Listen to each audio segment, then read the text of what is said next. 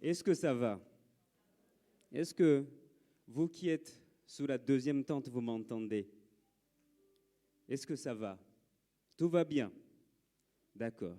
Vous aurez remarqué qu'aujourd'hui, c'est un dimanche particulier, n'est-ce pas? Aujourd'hui, c'est un dimanche particulier. Il faut juste regarder ce côté. Vous avez vu ça? Vous avez vu, non? Ah, c'est un dimanche particulier. On y reviendra tout à l'heure. Alors, aujourd'hui, nous sommes en train d'assister à un dimanche de baptême. Donc, ce sera un dimanche particulièrement long. Aujourd'hui, il n'y aura pas de deuxième culte que vous aimez tant. Mais bon, voilà. Ça fait quelque temps, quelqu'un m'a dit, bon, vous me direz si c'est vrai, quelqu'un m'a dit que dans toutes les paroisses de l'EAM, réunies, la paroisse qui aime le plus les mariages, c'est Marrakech. Est-ce que c'est vrai? Est-ce que c'est vrai? Bon, so amen, on me dit ainsi soit-il. J'ai comme l'impression que vous voulez qu'il faut que ça soit le cas. Alors, quand quelqu'un me dit qu'il veut se marier, souvent je pose la question. Oui, tu pries pour ça, n'est-ce pas? Beaucoup vous priez pour ça, je sais.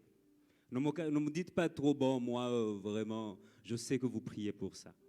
Mais la question souvent que je pose, est-ce que vous êtes mariable? Ah oui, prier c'est une chose, mais être prêt, c'est autre chose. Est-ce que vous êtes dans les dispositions nécessaires pour entrer dans le mariage? Peut-être que c'est la raison pour laquelle Dieu n'a pas encore exaucé. C'est que peut-être vous n'êtes pas encore prêt. Voyez-vous, chers frères et sœurs dans le Seigneur, l'engagement qu'on prend pour le Seigneur est similaire. Avant de m'engager pour Jésus, je dois réfléchir, est-ce que je suis prêt à payer aussi le prix qui va avec? Vous ne pensez pas qu'on vient à l'église et tout va bien. Non, non, non, il y a un prix à payer. On doit se demander, est-ce que je suis prêt? Est-ce que je suis prêt et je comprends ce que ça implique? Tout à l'heure, nous lirons ce que Luc nous propose. Luc va nous dire que Jésus, après avoir recadré ses disciples dans Luc 9, qui se chamaillaient pour savoir qui est le plus grand. Vous vous rappelez? Qui est le plus grand? Ils discutent entre eux. Jésus va les réprimander quand même. Et puis, de ce coup, il va décider d'aller à Jérusalem. Ce n'est pas le sujet de ma prédication, mais je pense que quand on commence à se diviser, à voir qui est grand, Jésus s'en va. Vous voyez? Ce n'est pas le sujet de ma prédication aujourd'hui, mais dès le moment qu'on commence à dire qui est plus grand ici, qui prêche bien, qui dit les choses bien, Jésus a déjà quitté l'église. Sur ce, pendant qu'ils se chamaillaient, Jésus va décider d'aller à Jérusalem. Et en allant à Jérusalem, il va envoyer des gens pour lui préparer la place. Et pourtant, les Samaritains vont refuser. J'aime beaucoup nos deux frères, Jacques et Jean. Bon, les Jacques qui sont ici, ce n'est pas vous qui êtes visés. Jacques et Jean vont dire, Seigneur, veux-tu qu'on appelle le feu du ciel qui les consume? Jésus va dire, vous ne savez même pas de quel esprit vous anime, n'est-ce pas? Qu'est-ce qu'on a maudit au nom de Dieu? Mais Jésus va dire, bénissez, ne maudissez pas. Mais ce n'est pas aussi le sujet. Alors, regardons ce qui se passe après. Dans Luc 9, 57 à 62. Luc 9, 57 à 62. Et je vous invite à vous lever. On va lire la parole de Dieu ensemble.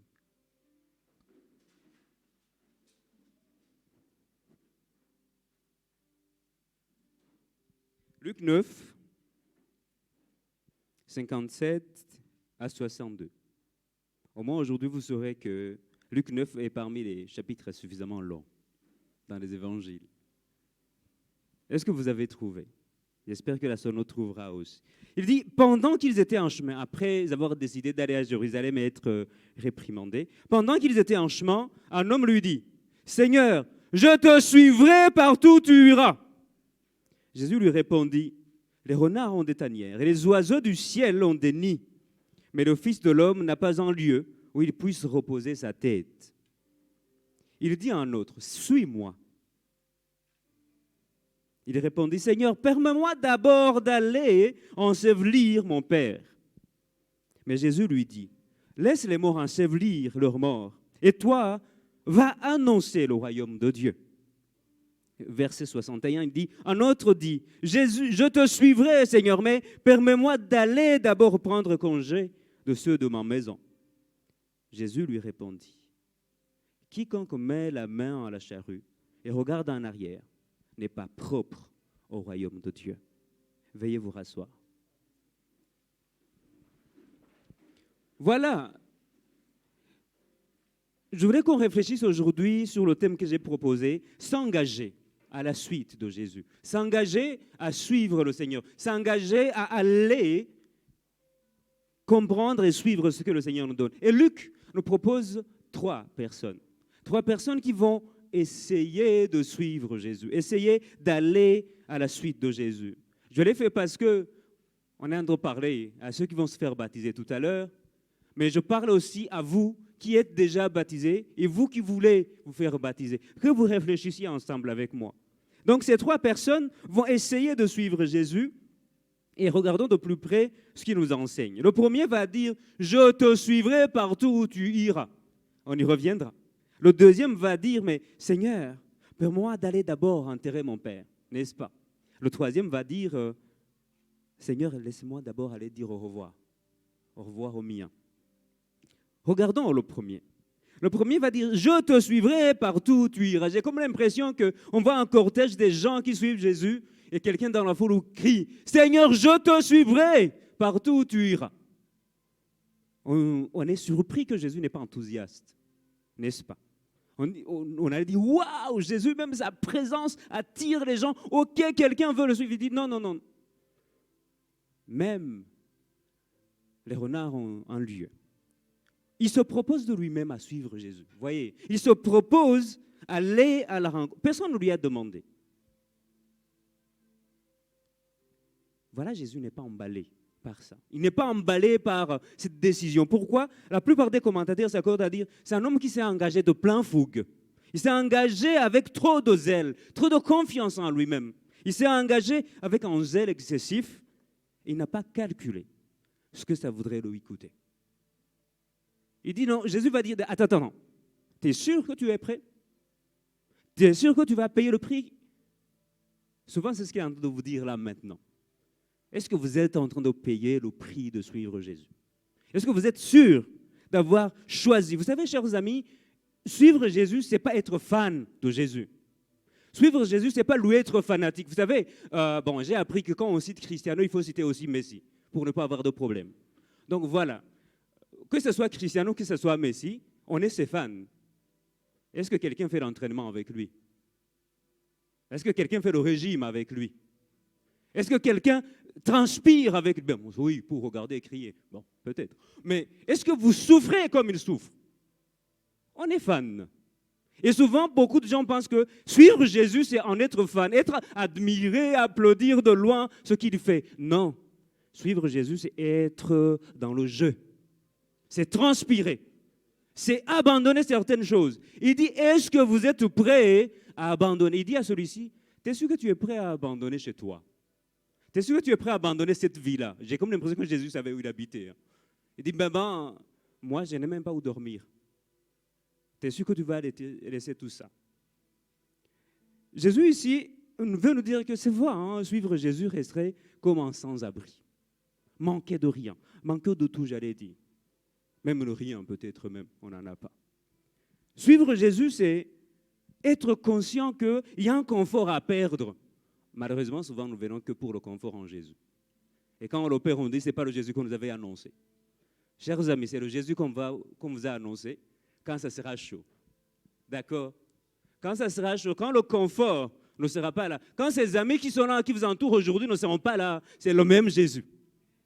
Mais il voudra que d'abord vous compreniez que le meilleur ami, c'est d'abord lui, pas nous. Voyez-vous, beaucoup viennent pour un confort. Ils ne savent pas qu'il faut d'abord payer un confort. Mon frère, pourquoi ça fait quelque temps qu'on ne te voit pas? Quand même, ces temps-ci, il pleut, je ne peux pas venir sous la pluie. N'est-ce pas? Combien ne sont pas partis à l'église parce qu'il pleut? Quelqu'un m'a dit, je ne me sens pas bien. Raison de plus pour aller à l'église. Quand vous êtes malade, vous allez à l'hôpital ou pas? Si vous ne vous sentez pas bien, payez le prix d'aller à l'église. Combien disent, mais écoute, franchement, je n'ai pas eu l'argent du taxi. Le bus existe, non? Même si le bus n'existerait pas, vous avez des pieds. Pourquoi ceux qui n'ont pas les pieds louent le Seigneur? Il vous en a donné. Vous pouvez vous lever à 6 heures au marché jusqu'ici. C'est possible. C'est vrai ou faux? Bon, je vais me raconter cette histoire. Je viens de prêcher, mais je n'ai pas l'argent retour à la maison. Je n'avais même pas 4 dirhams de bus. J'avais prêché en Jésus puissant, tout ça. Hein. Et je laisse tout le monde rentrer. On se dit, bon, le frère aime l'église. Hein. Bon, j'enlève ma cravate, je la mets dans la poche. Oups, jusqu'à la maison. Et ça faisait au moins 3, 4, 5 kilomètres comme ça. Et sous la chaleur de... Vous qui connaissez Meknes, vous savez ce que ça veut dire. C'est un peu Marrakech ici. En été, voilà. Il vous faut tout pour suivre le Seigneur? Eh bien non, parce que c'est lui notre tout. Amen.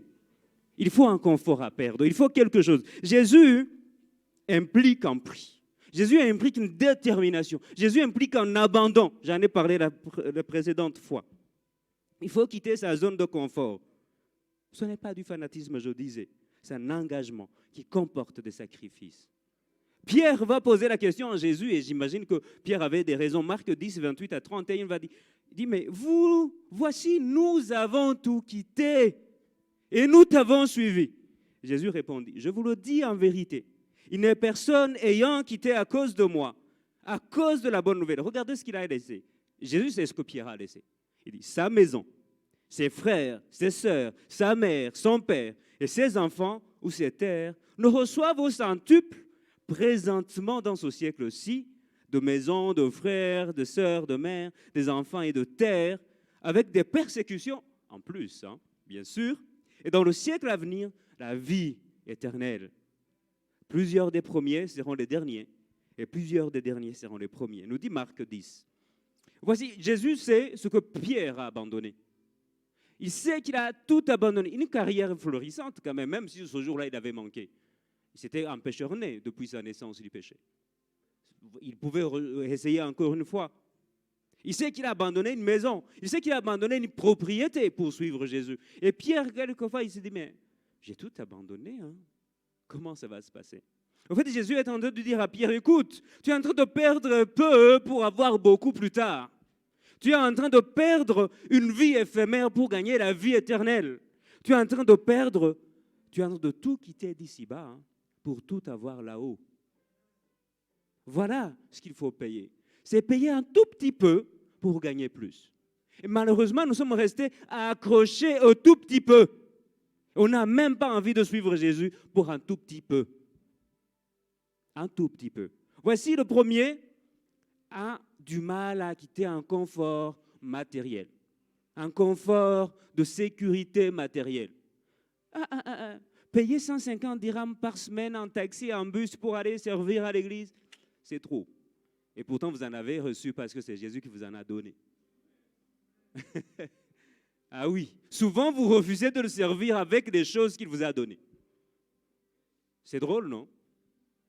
Vous refusez de mettre votre santé à sa disposition alors qu'il vous la donne.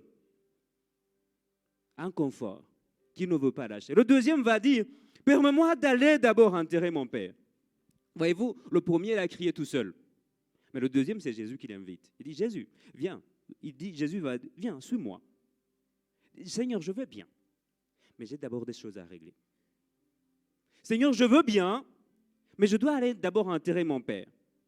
Mais Jésus n'est pas contre qu'on respecte nos parents, surtout quand ils sont âgés et font un fin de vie. Ce n'est pas ce que je suis en train de dire. Et je ne pense pas que ce soit ce que Jésus veut dire. Mais j'ai une question à poser. S'il sait que son père est mourant, qu'est-ce qu'il fait là? S'il sait que son père est mourant, pourquoi il est là en train de suivre Jésus? Pourquoi n'est-il pas à la maison auprès de lui? Est-ce que la question qui l'intéresse, c'est vraiment honorer le père à la fin de sa vie ou l'héritage qu'il va lui laisser? Moi, je me pose la question. Parce que si c'était son père qui l'intéressait, il ne serait pas déjà en train de suivre Jésus avec un père mourant. Il devrait prendre soin de lui. Vous voyez, je commence à penser que Jésus sait que son excuse n'en est pas vraiment une. C'est une excuse forgée, c'est une excuse inventée pour fuir une responsabilité, pour fuir un engagement. Seigneur, pas maintenant, j'ai des choses à régler. Moi, je lui disais, pas maintenant, j'ai des diplômes à avoir. Bon, peut-être vous vous dites autre chose.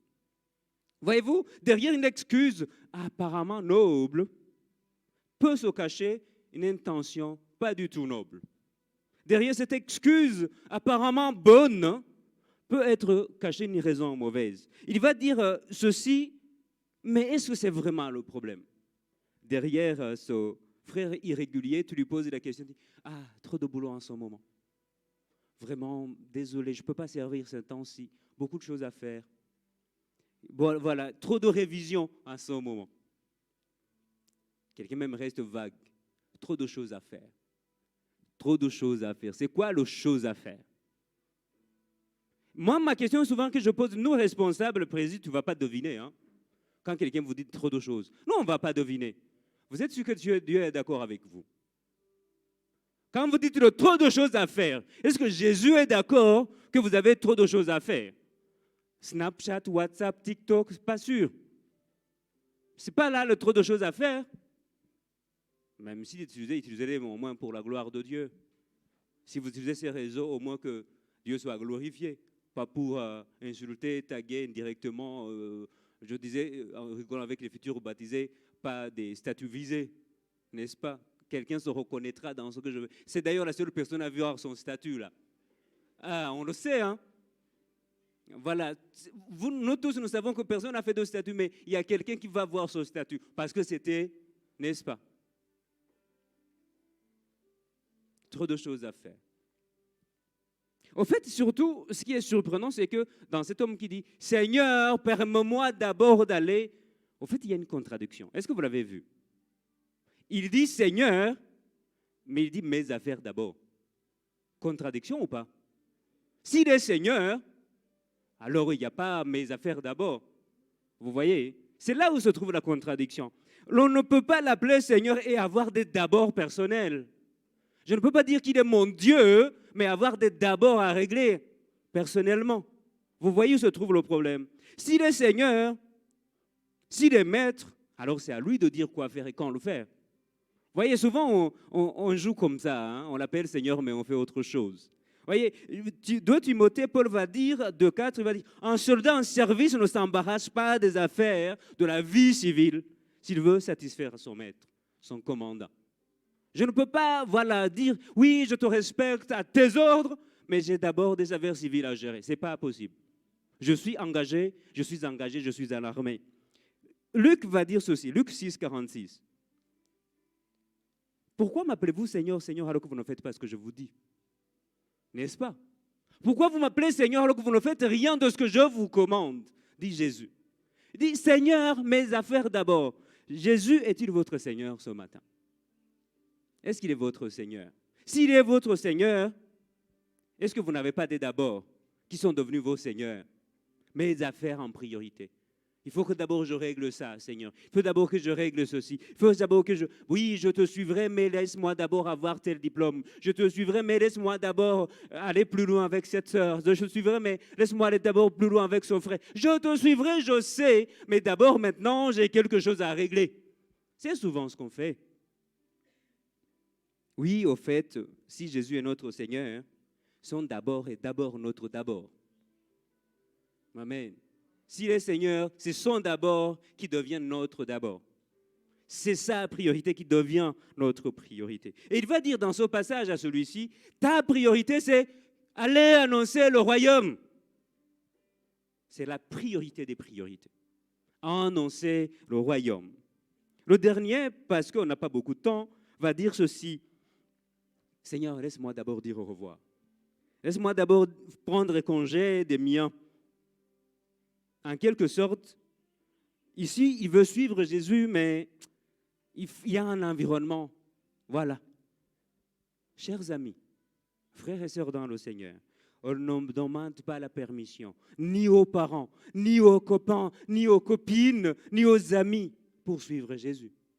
C'est une affaire personnelle. C'est une affaire perso. C'est le moment où je vous demande d'être égoïste pour une fois. Je ne demande rien de toi à quelqu'un. Je dois suivre le Seigneur moi-même. Que mes parents ne soient pas d'accord. Oh, souvent c'est ça l'excuse. Mes parents ne sont pas d'accord que je vienne à Christ. Au fait, mon compagnon pourra m'abandonner. Et je serai seul. Quelqu'un, oh, ma copine, vraiment, si je deviens chrétien, elle n'aime pas les gens, là. Ils sont bizarres, les chrétiens. Et on ne pourra plus sortir ensemble. J'ai une question à vous poser. Vous pensez qu'eux peuvent vous empêcher d'aller en enfer? Ok, ce jour-là, pas maintenant, ils vous empêchent d'aller à Christ. Le jour du jugement, il vous empêchera aussi d'aller en enfer. Il va dire, oh Seigneur, tue-nous. C'est nous qui l'avions empêché. Vous croyez? Oh, laisse-nous aller en enfer à sa place, lui qui aille au paradis. Vous croyez? On ne dit au revoir à personne. On ne s'excuse à personne. Il ne s'agit pas d'avertir quelqu'un. Il ne s'agit pas de prévenir quelqu'un quand il s'agit de la vie éternelle. C'est un choix personnel. Et il m'appartient. Le salut est personnel. Bon, il est aussi collectif, mais il se gagne individuellement. Amen. Bon, j'allais vous donner mon témoignage, mais on n'aura pas beaucoup de temps. Elle s'est rendue compte que je suis devenu chrétien longtemps après. Je n'avais même pas eu le temps de la rappeler. Voilà. Bon, elle était déjà née de nouveau avant moi, avant que vous disiez beaucoup de choses. Voilà. Luc 14 va dire, celui qui vient à moi doit me préférer à son père, à sa mère, à sa femme, à ses enfants, à ses frères et sœurs, et même à sa propre personne. Sinon, il ne peut pas être mon disciple.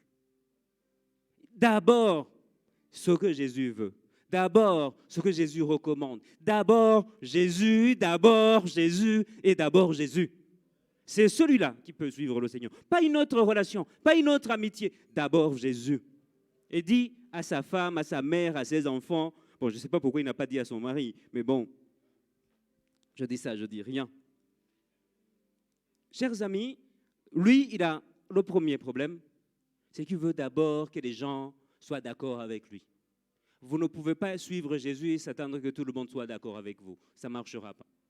Vous ne pouvez pas prendre des engagements sérieux avec le Seigneur et que tout le monde dise hey, bravo, vas-y. Non. C'est une histoire personnelle. Deux, il a un autre problème, on dirait, il a une nostalgie du passé. Il faut que j'aille dire au revoir à mes anciens amis, à mes anciennes connaissances, à ma famille. Nostalgie du passé.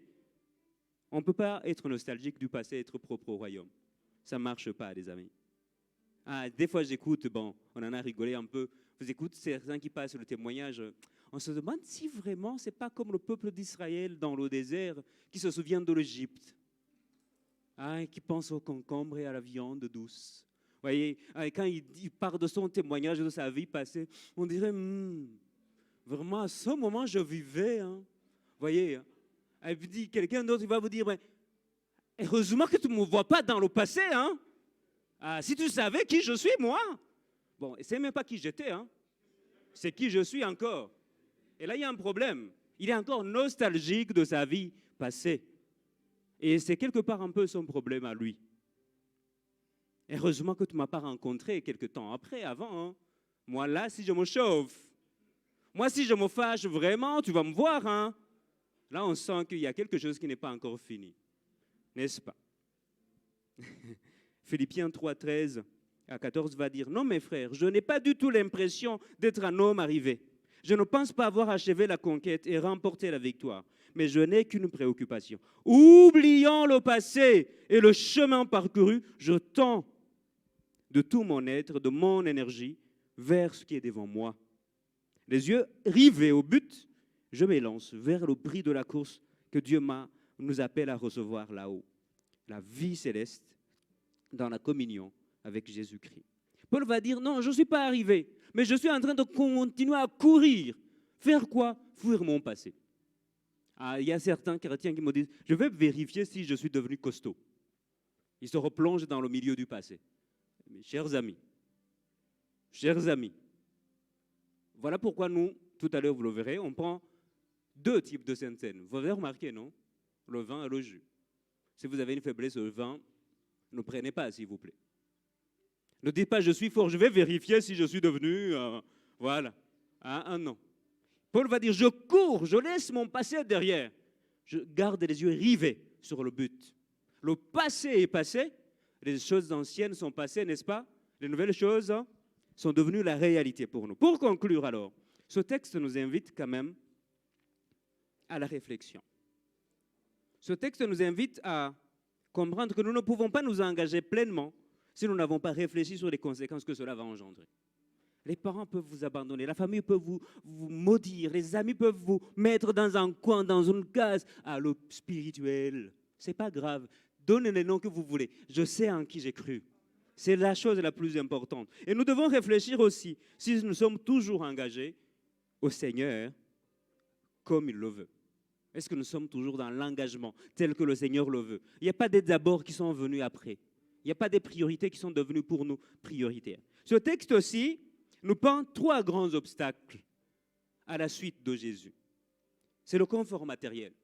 Souvent, je peux aller, mais quand même c'est trop doux dans mon lit aujourd'hui, il fait froid. D'une part, je ne peux pas quand même payer mon argent pour l'œuvre de Dieu, ce n'est pas possible, c'est mon argent. Et bon, ce n'est pas vraiment votre argent, hein. C'est Dieu qui vous l'a donné. Mais aussi, le deuxième obstacle, c'est les occupations. J'ai des choses à faire. Aujourd'hui, quand même, Dieu même comprend, hein, j'ai des choses à faire. Dieu ne comprend pas. Il sait que tu devrais mieux te gérer. Il sait que vous pouvez gérer votre temps. Personne n'a 26 heures. Nous avons tous 24 heures. Et nous les avons pour ça, pour la gloire de Dieu. N'est-ce pas? Bon, j'allais aller dans d'autres choses, mais ces occupations aussi doivent être des occupations dignes de notre Dieu. Amen. Mais aussi le troisième obstacle, c'est les personnes. La famille, les copains, les amis, avec la bande, ma bande avec qui je traîne. Voilà, un peu. Le confort matériel, les occupations, les personnes et la famille. Et nous n'oublions pas ceci, chers amis. Ces obstacles ne sont que passagers. Je vous rassure. Les obstacles, le matériel, il est passager. L'occupation, il faut juste qu'on vous vire. C'est passager. Je vous rassure. Les personnes, certains mourront, d'autres partiront. De toutes les manières, ils devraient vous abandonner s'ils vous abandonnent pour ça. Je vous rassure. C'est notre gestion qui peut en faire des obstacles vraiment. Jésus ne nous demande pas de les ignorer. Jésus ne nous demande pas d'oublier la famille, d'oublier le travail. Jésus ne nous demande pas de ne pas être dans un confort. Mais qu'est-ce que vous préférez? C'est la question de préférence. Et il veut simplement qu'on le préfère à tout autre chose. Que Dieu vous bénisse abondamment.